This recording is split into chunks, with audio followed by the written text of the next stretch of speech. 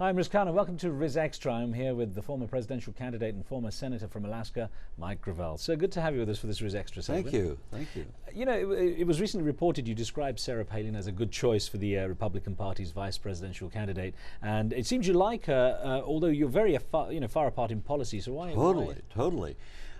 Here, you've got to have some objectivity. I have a lot of experience. I've been in politics since I was 15 years old. So when I look at her, I understand a maverick. I'm a maverick. And so I understand her as a person, and I admire her as a person. And I see unusual political qualities. Now, ideologically, I think she's in the Stone Age. But she's young enough, and she's inexperienced enough that she could grow in the office. I saw myself grow. And when I see people in office that they're a liberal here and 30 years later they're still the same liberal, did they not learn anything? And so I see her as a possibility of a lot of growth and having a lot of courage, because that's the meta basis of a maverick is courage. Now she could change. So they may script her now. They may write all of her stuff. She may sit and be sidelined as vice president. But I got to tell you, that's the kind of person that could learn quickly and stew. And then if she ever does get power, like what happened in Alaska, she got power and she told the Stevens and the Youngs and the Murkowskis and the others, stick it, fellas. We're going to go this way. And she made common cause with the liberals, and she pissed off some of the liberals too. She's her own person once and always. Now, it's interesting on this, looking at the sort of global scene, you've called for a diplomatic solution for the tensions between the West and Iran. Do you think the next US president should go in for direct talks with President Ahmadinejad in Iran? Not only him, but the religious leader. That's where the power is, not with Ahmadinejad. He's in and out with the Majlev. So no, it's more complex than that. But I do think the first thing we ought to do is cut out the sanctions. Who are we, the United States of America, to go around the world sanctioning other people? We have no right to do that. We should cut out the sanctions. We should exchange embassies. We should turn around and do the same thing in Cuba. We should really change our ways and start treating other people as equals, not that we are the superpower of the world, and if you don't hone to our tune, we're going to move some troops near your border. It's silly. Now, you said as part of your platform you wanted to keep large corporations out of the internet.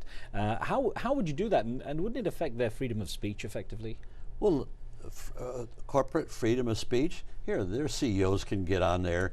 They own the speech. I mean, they got more money than sin. They advertise, they turn around and they corrupt the commercial process. You're telling me that they got a problem with freedom of speech? Hell, they've changed our culture. No, I don't see a problem for the corporate side of it. They'll always be able, they got 30,000 lobbyists in Washington. You don't think the corporations can defend themselves? No, what we have to do is we have to look upon the internet as sacrosanct area of freedom. The government should stay out of it. Corporations should stay out of it. It's the only place we have left where the ordinary people have a chance. Now, you ran on the libertarian ticket for US president, and I wonder what impact you think the success of yourself, Ron Paul, and Bob Barr, people like that, have had on mainstream US politics. Not very much. Not very much. And I don't think that. I think Ron Paul was more of a phenomena. He's still in the Republican Party. He'll be making speeches. Ron Paul is more of a constitutionalist. I'm not. I think the Constitution is a living document. I have no problems changing it as much as we can to improve our governance. To me, the sacred document is the Declaration of Independence. And it shouldn't be read just as Americans. It should be read as all human beings are created equal. But that's not what our Constitution started out shortly thereafter. We cut a deal with the devil on slavery, and we've been living with that scourge ever since. So no, we've got our work cut out for us in making the changes from where we are today. And do you think that Barack Obama has moved too far towards the center as the Democratic candidate, and that there aren't enough differences now between him and the Republican Party? Well, there never was. There never was. Barack bought into the entire Democratic Party the way it was, the war party, the party of corporate America, the party that is Republican light as I see it. I would have loved to have seen Barack Obama step out here and say, hey, we're not Republican light. We're going to say that we do want the people first. We do want a different foreign policy. We do want all these changes. Here, I started by saying we don't need to have the drug war in the United States. I was hoping that he could pick up on that, because the drug war, the greatest detriment of the drug war is right in the savagery it does to the inner city and the fact that it loads up our prisons. The United States of America has more people in prison than any other country in the world. Are we proud of that? Do you hear anybody talk about that at the presidential level? Of course not. We need prison reform. We need drug reform. Oh, they'll talk about they're going to turn around and give you another. They're going to cut the tax rate for 95% of the people, and we're bankrupt as a nation. These are lies that they continue to tell the American people. They don't tell us the truth. So what does Barack Obama have to do on November the 4th to defeat John McCain, and vice versa? I don't know. Here, there's not enough time for me to tell you what they should be doing. They won't do it. They won't do it. Here, Riz, they conspired to get me out of the Democratic Party. They don't want to hear what I have to say, but they're going to hear it. They're going to hear it because I'm not done by a long shot.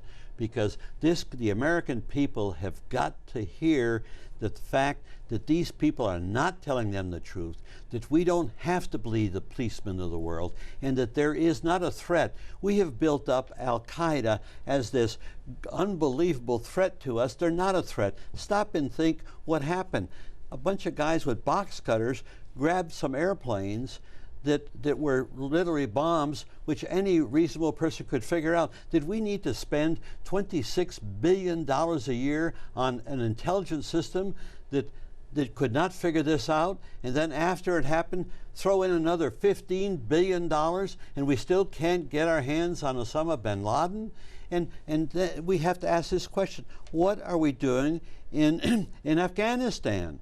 We can't catch the guy that's responsible. What do we think we're going to do? We're going to take the troops out of Iraq, Afghanistan. Did we not see what happened to Soviet Union in Afghanistan? Did we not see what we did in Vietnam when we had no plan for why we're there, why we're getting out? What's our plan? What are we going to do in Afghanistan? Are we going to try to make a democracy there? We're going to try the silliness that we were talking about in Iraq? If they don't tell the American people why we're there, what's the exit strategy, and what do we hope to get? Getting Osama bin Laden is a police activity, not a war activity. Senator Mike Gravel, great to talk with you. Thank you, sir. Thank you. You're watching Riz Extra. Thanks for being with us. We'll see you next time.